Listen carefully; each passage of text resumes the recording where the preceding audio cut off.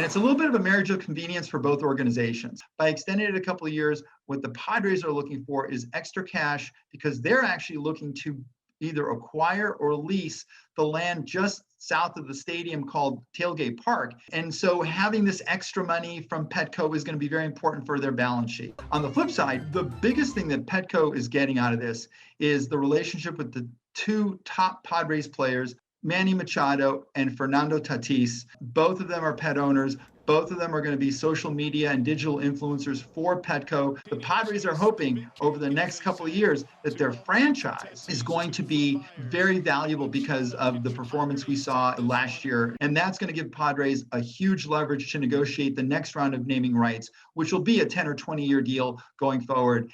And that, I think, buys both organizations some added time to evaluate their options. Netflix announced that they were going to run a test to crack down on password sharing. Since Netflix has been in business, they've tacitly allowed password sharing because it helped grow their service. And now when they're breaking 200 million customers, how do you sustain that growth? And one of the ways, unfortunately, is making sure that everyone pays for the service. And what they're trying to crack down is it's not sharing within your immediate family, but rather with friends of friends. And so what they're going to ask you to do is if you're watching Netflix and it's a friend of friend, there'll be a pop-up saying, can you verify the owner's information via text or email? Because what Netflix is doing is when they look over their shoulder, they're seeing Disney and Disney Plus right behind them. Disney Plus in 16 months went from 0 to over 100 million subscribers. At a certain point, what we've seen in a lot of studies is that consumers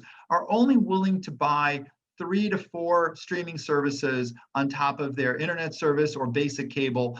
And so it becomes a race of who gets to be one of those 4. And up to now, Netflix has been number 1, but Disney is coming up very close, and there's a lot of consumer choices as well. And all these companies now are spending hundreds of millions, or in the case of Netflix, billions of dollars on new content. So they have to make sure that they get every dollar from every consumer that they can in order to remain profitable.